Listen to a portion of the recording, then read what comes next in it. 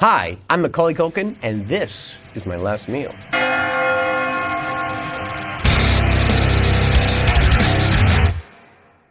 Every person has exactly two things in common. We all gotta eat and we're all gonna die. Today's guest is an actor, author, podcaster, and accomplished maraca player who you might recognize from Uncle Buck, Home Alone, and Party Monster. You can catch him in Fallout Season 2, out tomorrow on Prime Video. But who are we kidding? You know him best for his signature wrestling move, the half-star frog splash. Macaulay Culkin, welcome to the show. Thanks for having me, man. Like, yeah, this is really cool. Ever since Brenda did the show, she immediately came home. She said, "You have to do this." I saw the interview; it was wonderful, and at the same time, I'm starving. So here I am. We'll get to that soon, but before we do that, I want you to analyze your body positioning on this half-star frog splash. You set the wrestling world on fire when you did this. What was going through your mind midair? So I went to bar wrestling, and I was there, and I was doing a podcast, so I had to go early. I was doing a podcast. I was working out some spots. So Brenda had absolutely no idea what was going on. No way. And then me and Swoggle were getting into it. She kept on going like, "Why are you so animated with the little guy?" You know, just like, "No, man, just like that F that guy, man." Like, you know, just like, and so I kept up the whole role and stuff like that. And then next thing you know, yes, I do the ping pong ball bit, and they all slip over and everything. And then Santa Claus came up to me, and he's like, "Get on the top rope." And so he's like, "I'm gonna throw you." That was unplanned, though. It was unplanned. I mean, I was like, "Yeah, sure, whatever." Adrenaline and all that stuff. And so, yeah, he kind of just threw me onto Swoggle. And yes, I call it the half-star frog splash because I don't know what I'm doing when it comes to something like that. So yeah. But you know, it's one of those things where like every time we go somewhere and there's a stage, she's like, "I know you're gonna end up on that stage somehow." It's just boom. It's just like, yeah, it's like boom. It's like, you know, I'm doing the wrestling thing, or we went to a Lizzo show, or again, a pre-planned kind of thing, and I got a tap on the shoulder and go, "Excuse me, I have to go to the bathroom." Next thing you know, I'm on stage doing the whitest boy dance ever. My youngest, he just did a recital, and he got nervous, and so he ran off stage. So I scooped him up backstage, go, "Oh man, you're so brave," and stuff like that. But he wanted to go out for the final, but he wanted me to carry him. So next thing you know, I'm on stage at a 3-year-old's recital. Like, she's like, "I can't take you anywhere," you know, yeah. Before Brenda came on the show, had you ever talked about it? Not really, to be honest. I mean, it's you know, a little morbid and stuff, but no, I didn't know exactly what I wanted, so it was kind of fun to do that experiment and kind of figure out like, oh, but honestly, I have rich food on rich food on rich foods. How often do you think about death in general? Not that much. I mean, that you know, it'd be, yeah. I have a sense of my own mortality now that I have kids. You know, like now, before I really didn't care if I lived or died. Now I want to live forever. You know? That's a really heavy statement, though. There's a middle ground that a lot of people live in between. It's called Pilates. It's called Pilates. Yes. It is in a way. You ready to eat? Yes, I would love. Mac, for the first course of your final meal, we have the truffle uni shooter from Delilah in Vegas. This has a shirodashi chawanmushi, some uni on top with fresh shaved truffle, and then we have the foie gras from Atelier Joël Robuchon in Paris, and it has a hibiscus gastrique with apple that has been actually pressed in fresh hibiscus juice and then rolled up on top of the seared whole lobe foie. Yeah, Robuchon is like kind of nuts that way. I actually talked to the staff. I stayed late one night. I was talking to him, and I was like, "Oh, what's it like working here?" He goes, "I worked potatoes. I just peeled potatoes for a whole year." That's all. Like before you get to touch anything else, you just peel potatoes there. So like, yeah, it's pretty intense. That level of craft is like really admirable to me. Yes. Dig in. I don't want to hold you up. I know you're hungry. Yeah. Oh. F yeah. That's nice. You can't go wrong with uni. You can't go wrong with truffle. Are you meant to actually knock it back like a shot? Yes and no. Like, you know, it depends on what you want. I'm doing it. Cheers, Slang my cheers. Oh man. Wow. Yeah. I know you have quite the impressive spoon collection. I do. Do you have a favorite? Oh God. Oh what? no, we've dropped a spoon. If someone were to steal this, Wow. everybody over there, I'm gonna look away over here. 15 seconds. Make sure that nobody steals that spoon that was on the table. It was very expensive to make and very cherished. I get to keep this, right? What? Wonderful. I do steal spoons. It's a thing. Do you have a most cherished spoon in your collection? Not necessarily. The thing is, stealing spoons is like, it doesn't ruin anything. Yeah. Like, let's say there's a fancy chess set and you stole a pawn, you ruined the chess set, you know. A spoon is harmless, you know, yeah. Me and my goddaughter, we have matching spoon tattoos. Boom. Ta-da. I slightly missed the memo. I tried to get a matching one. They got it too jagged at the end. That's a giant spork right there. Look at you. But I talked to her because, you know, she's a model and all that stuff, and I knew she was going to like start going to these fancy parties and all that stuff. I said, don't forget to take something with you, and don't forget to put it up your sleeve. You can just take something steal something from these places, you know, and take that home with you. Is it the Robin Hood aspect of stealing something from the places, or is it your kind of like general absurdist shenanigans? It's shenanigans. It's definitely shenanigans. But at the same time, you know, again, we kind of turn it into a bit of a metaphor. Take something with you. And Brenda, it drives you nuts. I mean, we have our silverware drawer, and then we just have a spoon drawer. And I was like, I keep on like soft premising her. I'm like, oh, I'm going to make a chandelier out of them or something. I don't know. Or dig into the foie gras. I don't want it to get cold because this is whole lobe seared foie. This is a true delicacy. Frankly, not even sure if it's legal in California anymore. I don't think it is. It is very rich, so you might need to cut it with some bread. Oh man, I can get down with the rich. Jesus. Yeah. F yeah. Oh. It's like a duck liver gusher. It just explodes in your mouth. Yeah. I wouldn't have initially pegged you as a fancy food guy because you're somebody that kind of strikes me as a bit of a swashbuckler. Most people in pizza-themed cover bands that play maracas do not also dine at Atelier Robuchon. I kind of bridge the gap. You know what I mean? I'm not allergic to eating out of cans. Don't get me wrong. But at the same time, I do like the finer things in life. Yeah. So again, this is my last meal. Like, yeah, I'm gonna go full out. You know, yeah. And you're lucky I didn't go more expensive with this, and more weird and more illegal. But does any of your love of luxury foods come from the fact that, you know, you grew up with 6 siblings in a 1-bedroom apartment in Spanish Harlem? I think a lot of people assume since you've been working since you were 4 that you just grew up with a lot of money, but that wasn't the case. No. We lived on top of each other. Like my mother didn't have a family; she had a litter. There's a litter of Culkins out there. There was a lot of hand-to-mouth living, you know, that kind of thing. Again, I'm not allergic to eating out of cans or anything Sure, like that. Like, you know, after a while, I became well-traveled and I have a very broad palate. I'm not allergic to trying anything. What memories do you have of the dinner table growing up? Was it like competitive for food with the kind of family where everyone was clawing at a single chicken? That's a very cartoonish depiction. Kind of. Yeah. Because I'm third of 7 kids. Yeah. Right? Everything comes in packs of 6 or packs of 8. So either someone's gonna get shortchanged or someone's getting a double. Were you ever the one that wanted to sacrifice themselves, that wanted to give it to your sibling? Because you seem like somebody who does care a lot about other people in that way. Yeah, I mean, yes and no. I mean, you know, but when you're a kid, you're like, Sure, no, yeah, give me that Oscar Mayer wiener. Yeah, no, it was just like I said, it was kind of a free-for-all a little bit. You become really good at hiding things in the fridge, like hiding things in plain sight, where you're kind of just like, oh, that goes behind the butter now, and no one knows, you know, that kind of thing. Do you have any of those things that have stuck with you? Like I grew up super food insecure and poor, and I remember adding water to the ketchup bottle, to the end of A1, mayonnaise, you know, any sauce that can get watered down, and you'd be surprised at how much it still hits when it's half water. Do you have anything like that that's stuck with you to this day? That's exactly it.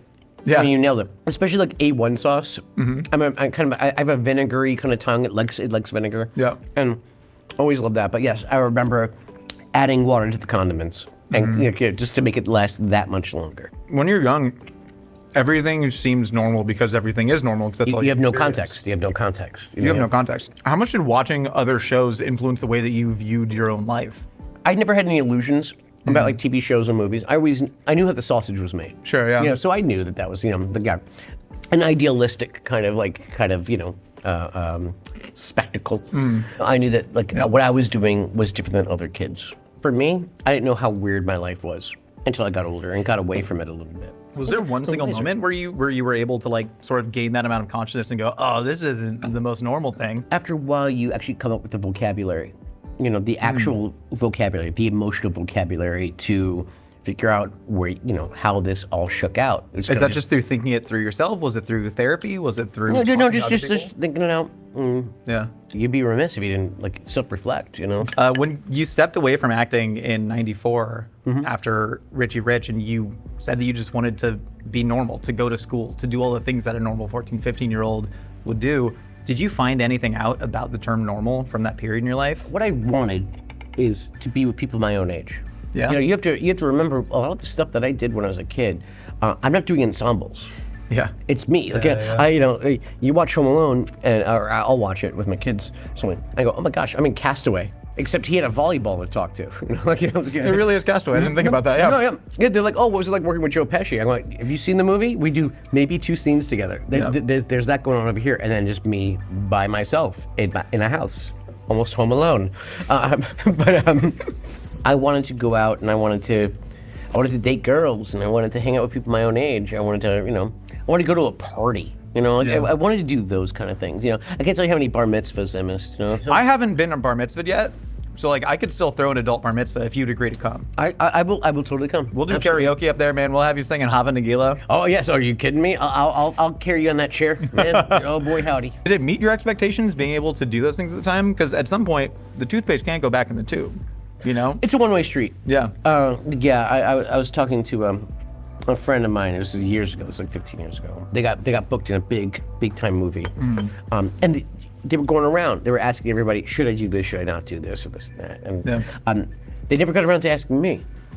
And then I called them and I said, hey, I hear you're asking around. He goes, I was saving you for last. I was like, oh, okay. And I said, look, if you're gonna do this, you're gonna be famous. You can't unring that bell. You can't put the toothpaste back in the tube. I said, are you ready to be famous? And they went, yeah. And so next thing you know, a couple Oscars later, there they are. For me, it kind of just happened. Yep. I didn't really do a lot of like tugging on my parents' sleeve, going, oh, mommy, daddy, I want to be famous. I want to do movies. You did have that accent when you were a kid, though. Yes, I was. I was Oliver Twist. Yeah. But no, I wasn't like that. I kind of just started doing it, and I was good at it, and I kept on booking. That's really what it was. I mean, part of the thing that started it off was my father wanted my older brother and sister. He was going to go take them to the park and do headshots for them, And my mom, I think she just was like, wanted a break. She's like, take Mac with you guys. Yeah. So I literally just, out of the gate, first audition, booked. It's funny, this is a line of work. I didn't find it. It found me. Yep. And that's why I kind of came back around to it. Brenda put it the best way. She said, you're retired. And then you unretire, do a gig, and then you retire again. And that's pretty much how my approach is. And I think she nailed it. I'm not beholden to the business. It's that thing. You win an Oscar, right? You win an Oscar, you're the top of your game. There you are. And you go backstage and do that little press conference and you have your shiny statue and everything like that. You know what the first questions they ask you is?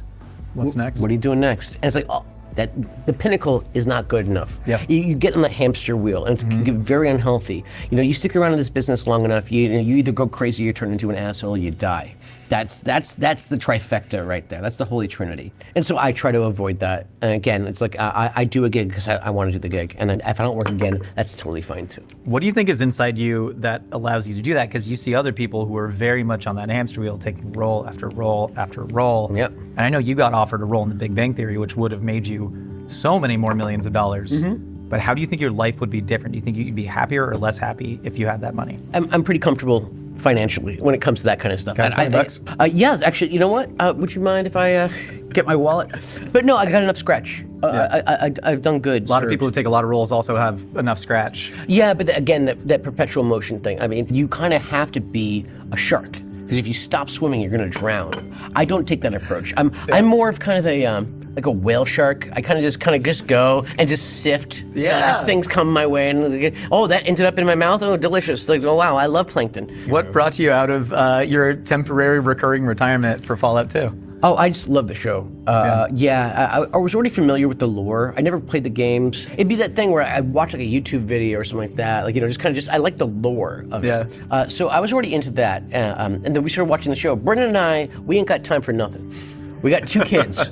They're 15 months apart. What are the odds that the Irish kid has Irish twins? Yeah, well. So we started watching Fallout, and we watched it all the way from beginning to end. We were binging it. And halfway through the season, she rolled over in bed, she turned to me, and she goes, "You belong on this show." And I went, "I know, right?" But no, it was true. It was true, though. It had my sensibility, my sense of humor, my vibe, my tone, So yeah, and next thing you know, it just, they knocked on my door. And there you go. It was, so it's kind of like, that book, The Secret? It was kind of like that. She put it out there. Hey guys, remember the 2000s? Mac, for course number 2 of your final meal, we have the titular entrecôte from Le Relais d'Entrecôte in Paris, along with the frite as well. And then we have just some classic bone marrow with dressed micro-herbs and baguette. Boom. I mean, be still my heart, right here. Okay. Literally be still your heart. Yes, right I know. here. Yeah. This is gonna Pretty be... sure I'm dead just looking at it. Man, where do we start? I guess we start with what's in front of us. Do it. I spent a lot of time over there at Entrecôte. I lived in Paris for 5 years, and so there's something. There's more than one, but I always went to the one in Saint-Germain. They knew me there. All the waitresses knew me. And the trick with Entrecôte, because they don't take reservations. Yeah. For dinner, you have to line up. A good half hour at least beforehand. But go for lunch, no line. So because I love the. Okay. Hey, that's pretty good. We have called the head chef of Relais d'Entrecôte, and they would not give us any of their secrets. They offered to fly their chef out. That seemed like a lot, if we're being honest. Not to say that you're not Wow. because you are. I can hear you. You are. Right?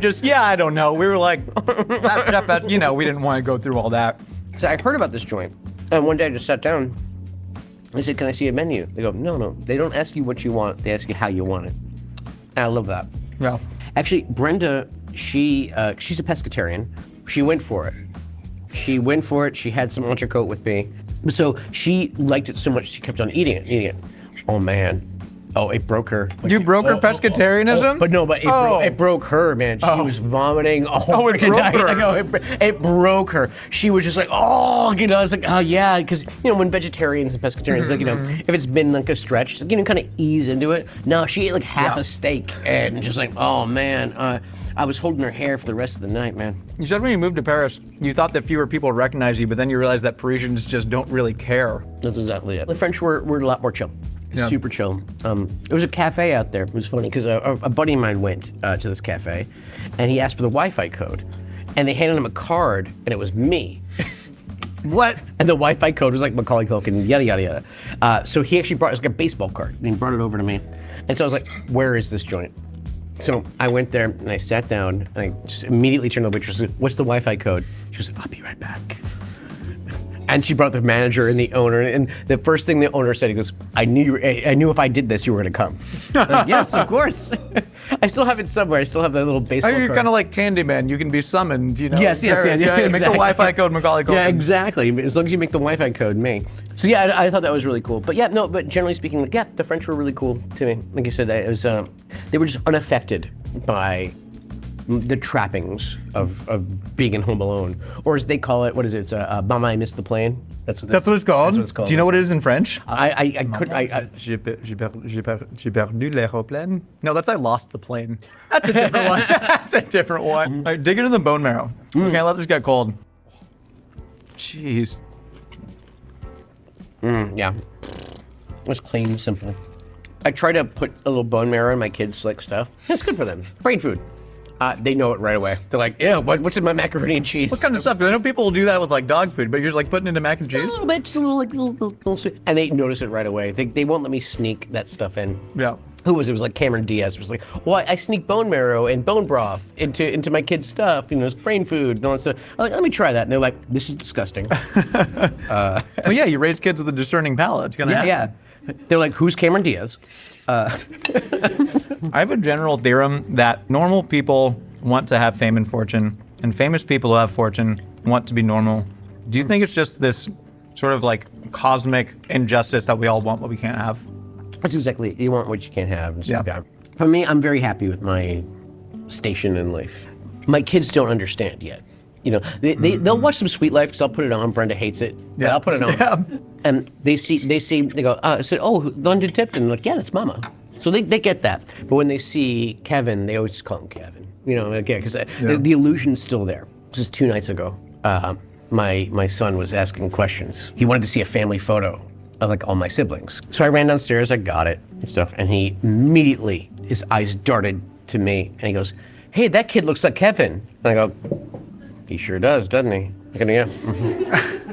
And he's starting to put it together. I'm trying to keep up the illusion as long as possible, like Santa Claus. Yeah, that really. kind of thing. But I know some kid at recess is gonna ruin it. But at the same time, I can watch that movie now. I can watch pretty much the body of my work now. It takes on a completely different meaning. Now that I have kids, I get to show it to them and stuff like that. And I see the joy that it brings them and stuff. It's like now it's different. The game has changed for me. Before it was a gig. Now it's something I can stand next to and be proud of and show my kids. Yeah. You know, I don't run from it. I don't hide from it. If anything, I embrace it. I mean, that's why I'm doing the tour stuff and everything like that. I like sharing that movie with people. It's really cool because it's 35 years old now, right? It's been 35 years since most of these people sat in a movie theater, in a dark movie theater with like-minded people and laughed at the same jokes together. And you laugh louder when you're with other people. Like, you know, you smile bigger when other people are smiling. Yeah. And so it's actually really cool, man. I've been taking the show on the road. You know, they watch the movie, man, they get so jazzed, they're in the mood, and I come up there, we do like a fireside chat kind of thing. We have a curated Q&A. I pull kids up there and ask them absurd trivia questions about the movie they just saw. It's really fun to kind of get it on the road, get it on its legs, and just seeing how it's still alive. Yeah. Those people are parents too. Yeah. And they're bringing their kids to it, and they're appreciating it in a way that's supposed to be appreciated. So yeah, when it comes to like, you know, how time has aged it, it's like a wine. And I think also how time has likely aged you, time and new life experiences. It seems like a big theme in your life from a young age was a lack of control. Like Yes. not being able to control the roles that you took, having to emancipate yourself to get control of your money, and then not being able to control the narrative about yourself. You were growing up in a time when like you couldn't even share yourself on social media. It was all what the paps wanted people to see. Yep. How have you tried to control your own narrative now? What is like the story of 45-year-old Matt Culkin? First thing I say to people is relax. In the Douglas I'm trying. No, I'm just saying in the Douglas Adams, don't worry. You know what I mean? Don't panic. You know, like that kind of thing.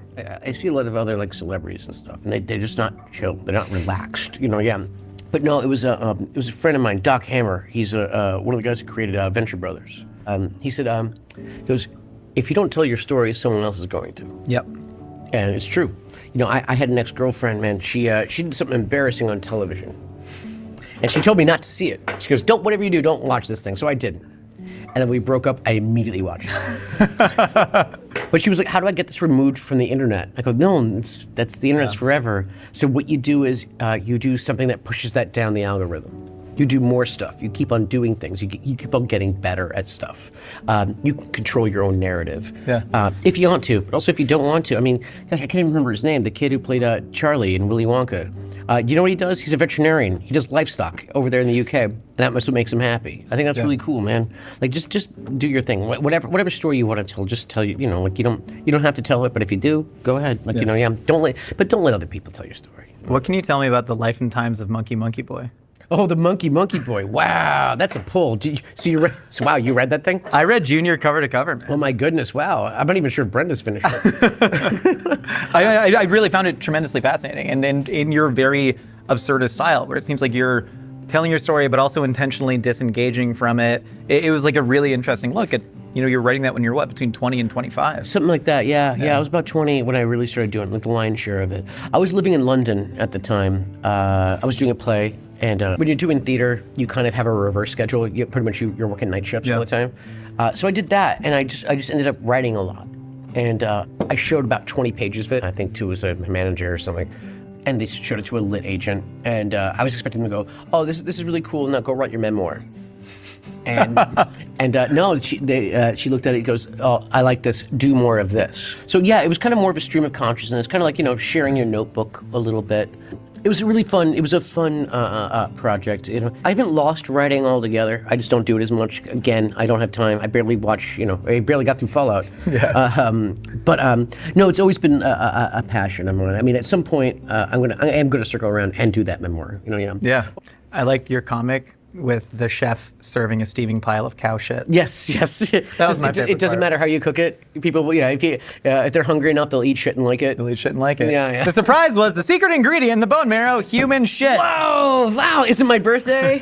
Mac, for the third course of your final meal is stuff that you did not ask for at all. No. We have New York style pepperoni pizza, classic New York style dirty water dog, and then some New York style bagels. Oh, But the twist is, these are all, I believe, Los Angeles' best versions of these things. Oh, good luck with that. I'm a New Yorker, so I'm a snob. I'm a snob about all three of these things. You're the only Culkin that has escaped New York, much like Kurt Russell escaping the city. True, So true. have you. Yes, I have. You've done multiple stints in LA, but now You've Okay. really put down roots here. Okay. So this is me trying to get you to reckon with your new home and the delicacies that we have to offer. All right, good luck with that. So this is New York. I know you're quite the snob about it. Yeah, where is this? You But know, please, where this is from Apollonia's. Apollonia's. I believe the single best New York slice Okay. in Los Angeles. Outside of New York, yeah. Outside of New York.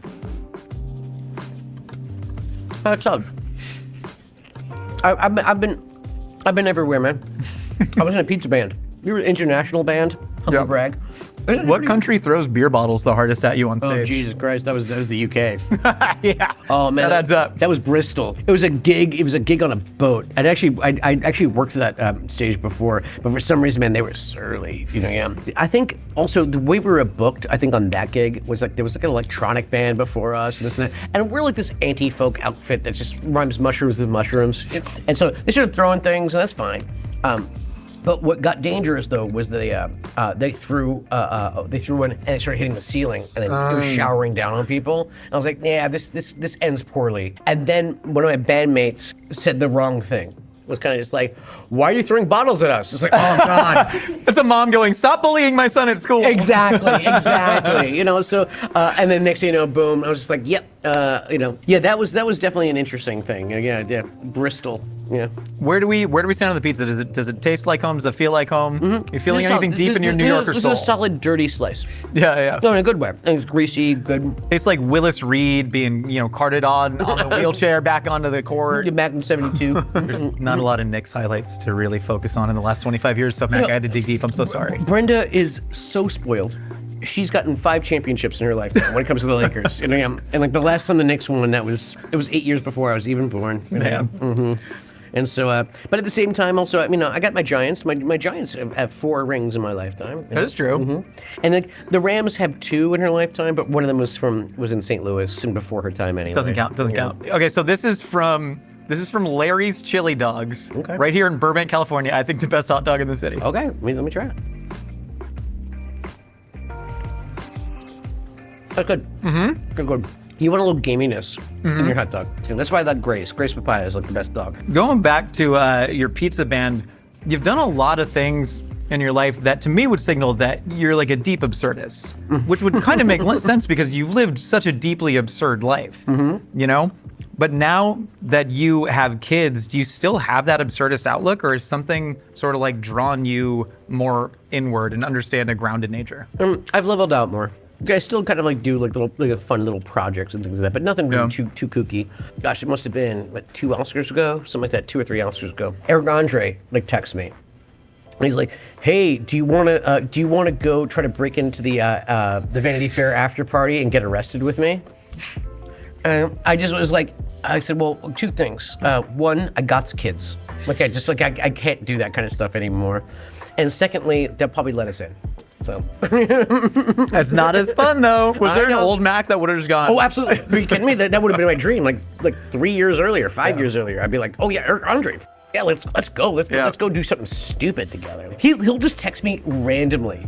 I was on a plane. This maybe about 2 months ago or something like that, and he just texts me, come to Malaysia with me, just apropos of nothing. I think getting arrested in Malaysia is different than getting arrested in the States, Mac. Exactly. But again, I got kids, so I don't really do those kind of stunty kind of things so much anymore. It's kind of ironic because you met Brenda on the set of Changeland, Changeland, if you will. Changeland. But you kind of played this swashbuckling, nomadic, drunkard ship captain. Yeah, Captain Max Sparrow, yes. How far away from your actual life was that at the time? Oh, it wasn't that far at all. Here's the thing. Seth Green just said, be yourself. Essentially, just be a drunken boat captain. I go, great, I hate boats.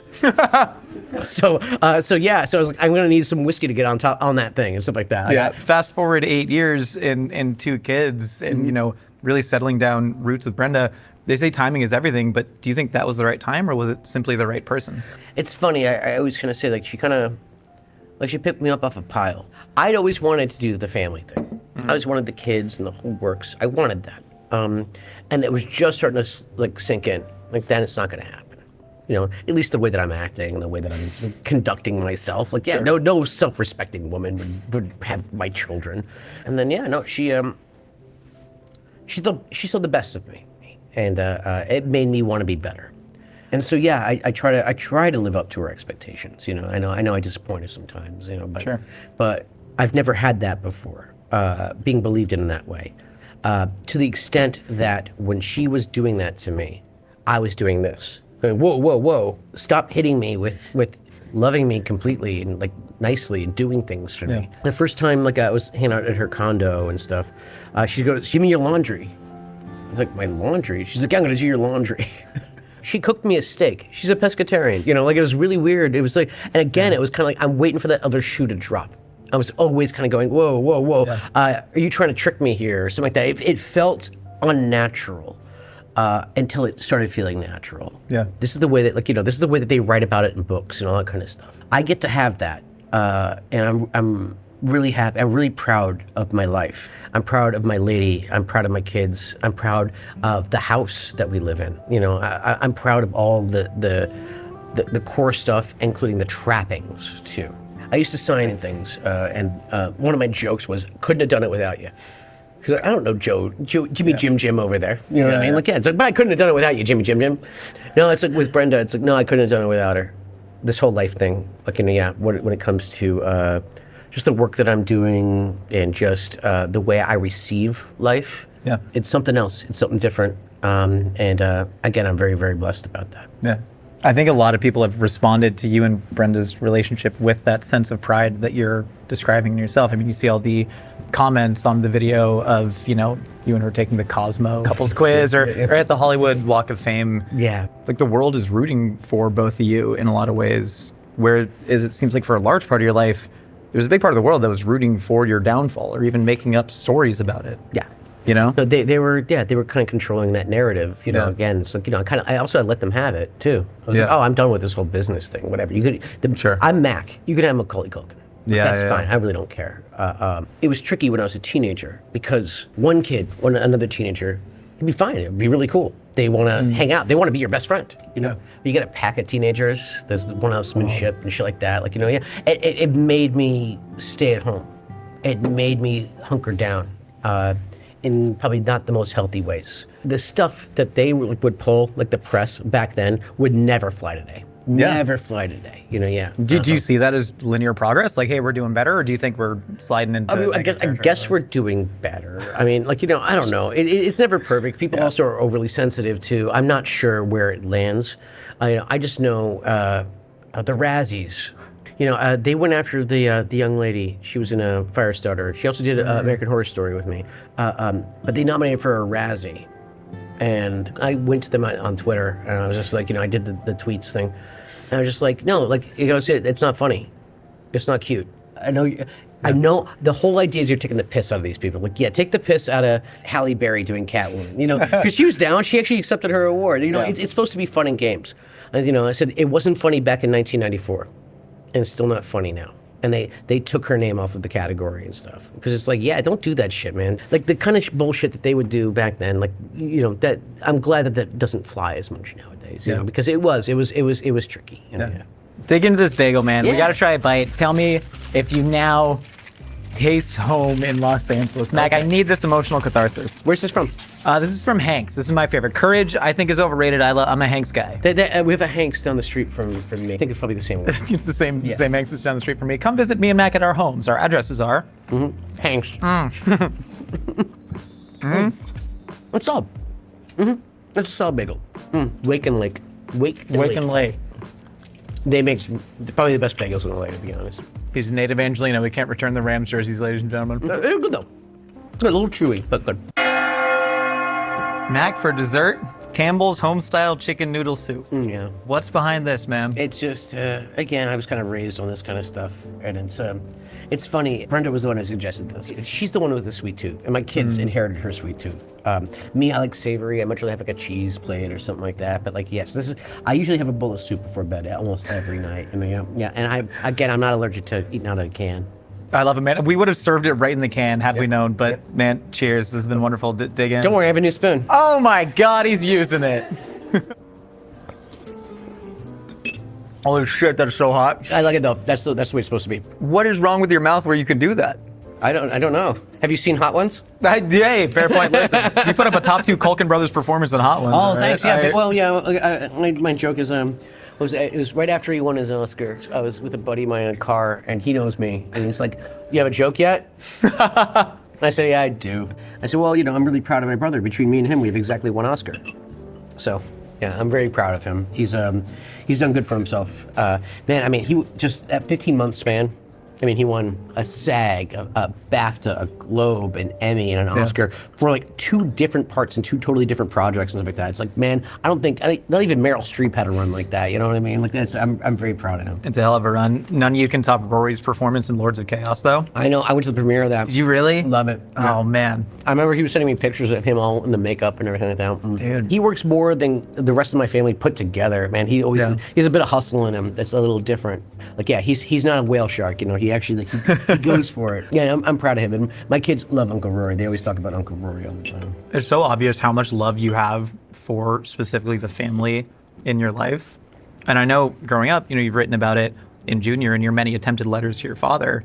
All of you got a real shit end of the deal with that, which nothing can change. But were you the type that tried to protect your brothers from that abuse? Because I know sometimes you find yourselves going, hey, every man for himself right now, we just got to survive. Yes, of course. I'm protective of my family, my siblings, especially back then. I took the brunt of it. I was always on the road with Kit, going from city to city and things like that. I was trapped in small hotel rooms with a crazy person. So I was the one who took the brunt of it. I could tell every time my father wasn't around, there'd be just the weight would come off. And so I know that that's what was happening at home. And I was the one kind of taking the brunt of it. But it's also, what I always say about me is better me than someone else. And so I took my lumps. But one of the things I've been learning is, because, kind of those kind of things leave a mark, is that I'm the kind of person who doesn't have to take my lumps. With my kids, it's a lot from me is I don't want the sins of my father being passed on to my children. I work really hard on that. A friend of mine, she said, how there's certain women out there and how they're supposed to be mothers. She goes, you're born to be a father. There's a word that I use in my household because it's something that I didn't really hear enough of when I was a kid, and that's proud. Man, I'm proud of my kids. I go out there, I'd be like the #1 movie in America, yada, yada, yada, stuff like that. Never got the P word. My kid, he does his recital, and the curtain opens, and he's really excited about it. He's gonna play a bug, and he's like, I'm the bug who gets the egg. And as soon as that curtain opens, he freezes, and he cries, and he runs off stage. And so I go scoop him up, and the first thing out of my mouth is, man, I'm so proud of you. You were so brave to go out there like that. Like, you did that? Like, there's so many people. Like, and I love your costume. Like, I'm proud of you. So it's I'm proud of myself that I can provide for my family in that kind of way, and that I can love my family the right kind of way. Yeah, I'm proud of you too, man. Honestly, it's thanks, dude. My biggest fear is getting stuck in that multi-generational cycle. Yeah. You even write in Junior, true, you do not become your parents. Also true, you become so nauseatingly like your parents that it makes you sick. Yeah. And I know that was written from the angsty teen perspective. Yeah, yes. Being kind of a little, edgy out there. But it was true, though. Was there a big fear in you that whatever disease my dad had, that's somewhere inside of me? Yeah, absolutely. Yeah. No, it can haunt you. Yeah. Of course. The way I learned how to be a father was through Brenda. Brenda's such a good mother, and she makes me want to be a better father, a better person, but a better father, because I see how good she is, and I see how happy our kids are, and I go, okay, look, yes, don't listen to me. You wrote a checklist of things you wanted to do before you died in that book, and one of them, again, I'm sure tongue-in-cheek, it said die at 27. Yes. Was there a part of you that genuinely thought, I'm not making it past that? I mean, at that point in my life, I wasn't sure. Yeah. But at the same time, I do remember very vividly. I was in a bathtub, and I was taking a nice hot bath in the middle of the night, and I was waiting. It was 11:59, and boom, I'm 28. I go, okay, there you go, I made it. Everything now is just bonus time. Yes, exactly. It's all gravy, baby. There was another thing you had on that checklist, and it was enter a pie eating contest. Mac, I hereby challenge you to a pie eating contest. One slice. This is Roman rules, hands only. You keep on adding courses. Somebody give me a 3, 2, 1, go. 3, 2, 1, go! Oh, gosh. You win. Mac, it's so much denser than I thought. I thought the foie gras was dense. I don't feel good, Mac. I think I'm good. I think you win. Did that satisfy your bucket list? Jesus Christ, yes. Okay, cool. I win right now. You win. I need to revisit that book and revisit that list because I've done things in the meantime. Like one of those things is I throw out the opening pitch at a baseball game, and I did that at a Cubs game. And I was like, oh, cool. Look, I have a copy of the book if you want to go through and check it off yourself. Oh yeah, what you mind? Yeah, you get like the hand, I done by my own hand. Have you fought in a war? No, not really. Not yet. Well, actually, I don't know. Wait for Fallout Season 2. Who knows? Heyo. Mac, you ready to move on to the lightning round? Sure. Let's do it. Sounds great. Who's the one person, dead or alive, you'd want to share your actual last meal with? Oscar Wilde. That'd be cool. What song do you want to be played at your funeral? You'll Have Time by Shatner. Like I think it's called. It's all about dying. With the Rams defense giving up 30 fewer rushing yards per game this year, primarily out of nickel base, do you think there's a case to be made that Poona Ford was a more important acquisition than Devontae Adams? You said the key word, Poona Ford. I swear, it's if he was 1 inch taller, if he was 6 feet tall, he'd be making bigger bank. He's got this little kind of stigma, but man, we haven't had a guy plug up the hole like that since Sue was on the team. Really, that's what it's all about. Poona Ford, he's the quiet MVP of this season. Because that was what a big hole in our defense was, the run, and Poona, man, he does it. Unsung hero. What's your biggest fear? Not having Poona Ford on the ramps. Is Die Hard a Christmas movie? No, it's not. It's based around Christmas. Don't fight me on the moon. It's really messed up. It's based around Christmas, but if it was also St. Patrick's Day, it would work. But you couldn't do like Memorial Day, Home Alone. Like, no, it doesn't work that way. I think Arbor Day works. You could be in a treehouse. I'm just saying is that, like, listen, I'm kind of the godfather of Christmas nowadays. So yes, my opinion has some sway in this argument. Finally, Mac, are you happy?